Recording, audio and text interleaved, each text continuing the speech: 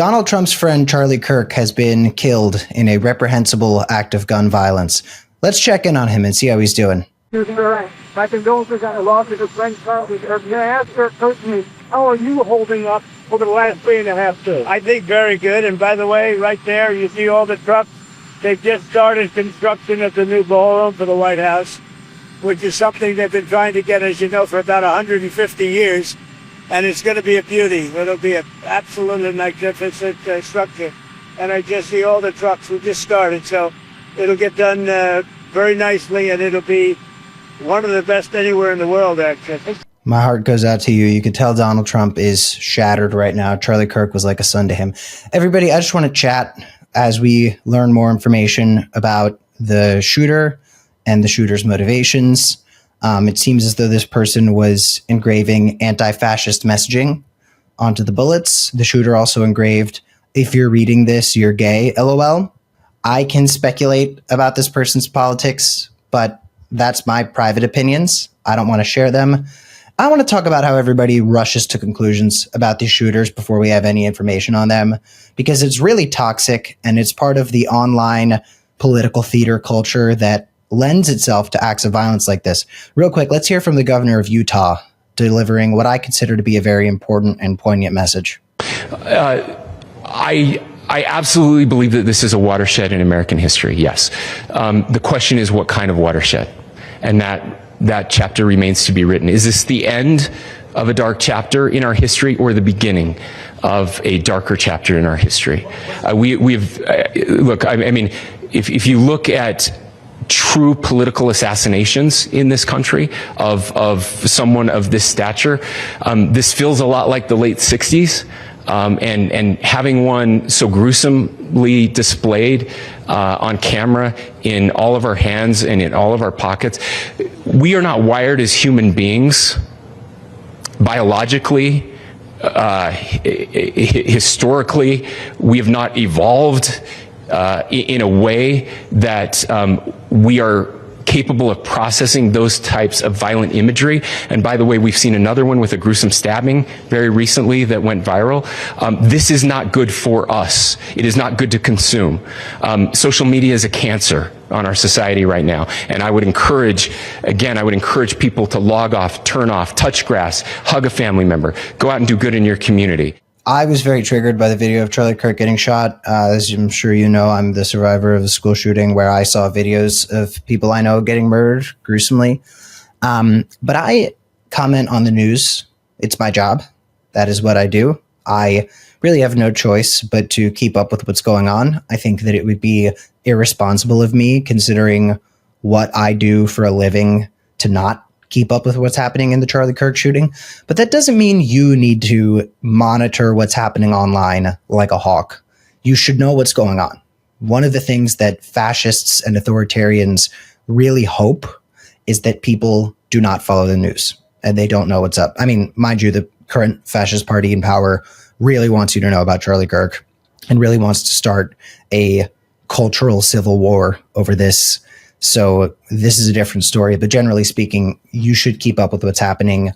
That's kind of the only thing we have in the face of authoritarianism, is people knowing what's going on. If the masses, if I think it was Reagan that said the proletariat doesn't get too educated, it's a bad sign.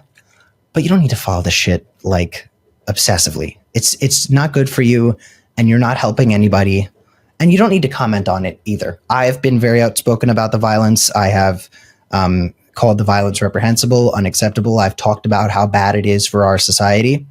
I've also talked about the fact that Charlie Kirk does not need to be treated like some sort of angel.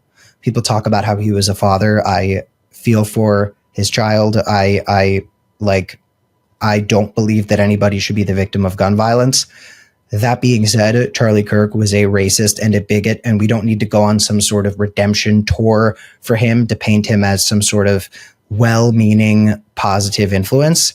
Let's, real quick, in honor of Charlie Kirk's memory, because he was clearly very proud of these views, so us talking about them and giving them attention and a platform is honoring Charlie Kirk's memory and his wishes. Let's listen to what Charlie Kirk has to say about Black women. Joy Reid and Michelle Obama and Sheila Jackson Lee and Ketanji Brown Jackson were affirmative action picks, we would have been called the racist. But now they're coming out and they're saying it for us. They're coming out and they're saying, I'm only here because of affirmative action. Yeah, we know.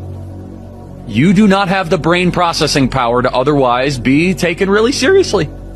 You had to go steal a white person's slot to go be taken somewhat seriously. That's Charlie Kirk's memory. That's what he stood for. And when HBCUs yesterday faced threats of violence in the wake of his reprehensible assassination, that was Charlie Kirk's legacy. And the right is using this as an opportunity to simultaneously paint the left as the party of violence and suggests that all these political killings are done by the left. They are clearly calling for violence in the wake of this, whether they are virtue signaling that they're peaceful or not. Let's see what Matt Walsh, who really victimized himself in the wake of this terrible shooting, let's see what he has to say to America right now. Over the past 24 hours, I've seen some in the media, some of the very same people who intentionally stoked murderous hatred against people like Charlie Kirk and Charlie Kirk specifically, now saying that we need to turn down the temperature and start having conversations. Well, Charlie tried to have conversations with you on the left, and you killed him for it. You're killing us in our churches. You tried to kill our president.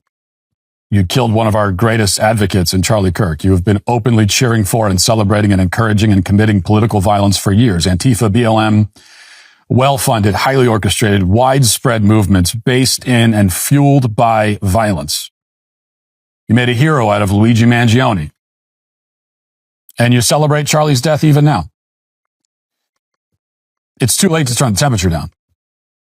This is not a time to hold hands. It's a time for justice. It is a time for good to fight back against evil. It is time for the righteous to prevail for the sake of our country and for our families and our children and for Charlie. Matt Walsh works for the Daily Wire, and the Daily Wire comment section famously, when Ben Shapiro was talking about the Luigi assassination, Ben Shapiro's comment section of right-wing people were like, yeah, Ben, you've got the wrong read on this. That guy fucking deserved it. People on the right love political violence when it goes their way. They were memeing about Democratic Representative Melissa Hortman getting murdered in her home 12 weeks ago. Like, this virtue signaling that it's the left-wing people who want violence is so fucking stupid. But if you listen to what Matt Walsh, who is a prominent conservative voice, this isn't some fringe guy, if you listen to what he's saying, these are direct calls to violence. It is plain and simple. What he said about Brandon Johnson, the very bad mayor of Chicago, was insane. He basically suggested that Brandon Johnson should be executed for murder. You can read it in Matt Walsh's own words. This is very concerning because Matt Walsh, again, is a prominent voice on the right. Prominent voices on the left were not celebrating Charlie Kirk's murder. Serious people on the left, serious adults on the left, I'm not talking about shit posters who have viral tweets that have 100,000 likes. People like that were making fun of it. People like that were memeing about it. Prominent voices on the left were disavowing this. And I'm not even saying that one party is more likely to commit acts of physical political violence than the other. I'm not qualified to make that judgment. But if you look at the messaging, if you look at what people are saying, people on the right are far more inflammatory and invoking violence and spreading conspiracy theories in an insane way. And they talk about how people on the left are calling to violence by comparing them to Nazis. I don't like saying that these people are Nazis. I've done it before. I don't think it's the right move because I've recognized that Nazism is a political party. It is a specific political party, and there are Nazis right now who are actively Nazis. Comparing it to Nazism, totally fair game. Having a secret police force and Laura Loomer, who's very close to Trump and has a hand in deciding how the Trump administration acts, like, she is tweeting genocidal things about Latino people. We should absolutely compare that to Nazism. But saying somebody is a Nazi is suggesting that they are a member of a political party that they are not very often a member of. Saying Nazis are Nazis is one thing. Nazism is a political ideology, and it is very comparable to what we're seeing on the American right now, but it's not the same thing. But Republicans, since people are drawing comparisons between this fascist party and the Nazi fascist party, they're saying that we are directly calling for them to be killed. Way more prominent and highly regarded and respected voices on the right use violent and inflammatory rhetoric than on the left. And that is, it doesn't take a fucking rocket scientist to determine that. You just look at what they're saying. But there's something that the right does where they throw themselves such a party for how anti-violent they are while simultaneously saying the Democrats are Satan and the Democrats are responsible for gang violence. Like, they get away with using violent rhetoric and then just virtue signal and virtue signal and virtue signal. And they always talk about how people on the left virtue signal, and people on the left absolutely virtue signal all the time. But they virtue signal like fucking crazy. Christian nationalists love invoking God and Jesus and their religious texts to virtue signal while they are simultaneously advocating for everything that Jesus, as depicted in the Bible, stood against. So that there's your fucking virtue signaling. Virtue signaling is suggesting that you have a certain set of values that are more positive than other people's without actually putting your money where your mouth is. And it's something liberals do all the fucking time, by the way. But conservatives are addicted to it. My message to everybody is like, a lot of people who commit acts of violence in this country, especially acts of political violence and mass shootings, they have been radicalized by online ideologies that are considered black pill or black pill adjacent. The red pill is what they call being radicalized on the right. The blue pill, people don't really talk about, but it's like, you know, the left, I guess. People on the left don't talk about how they're blue pilled, really. Black pilling is like what Alfred Pennyworth said about the Joker in the movie The Dark Knight. They just want to watch the world burn. Everybody rushed to say that the person who shot Donald Trump was a liberal left-wing Looney Tune. A lot of people are still saying it, by the way. Matt Walsh is saying you guys attacked our president. If you look at this guy, he did not have a set of beliefs.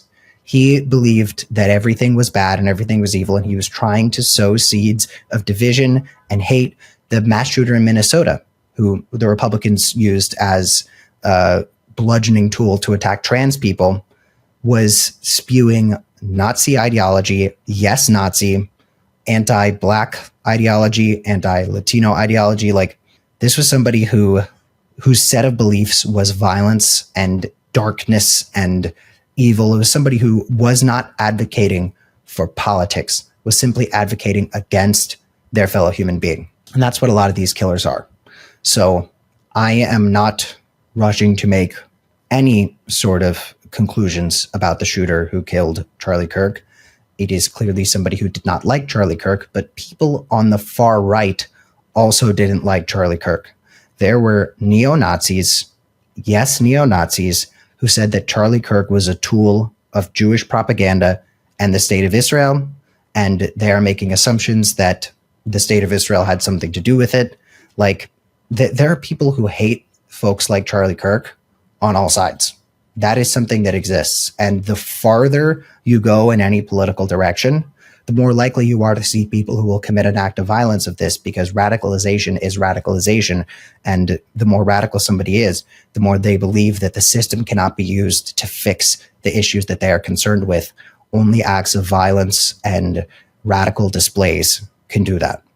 There's a lot of issues that certainly can't be fixed by the system as it operates now. And there's a lot of ideologies that are considered radical, that are nonviolent and not negative for our society. Shooting people is not going to do anything.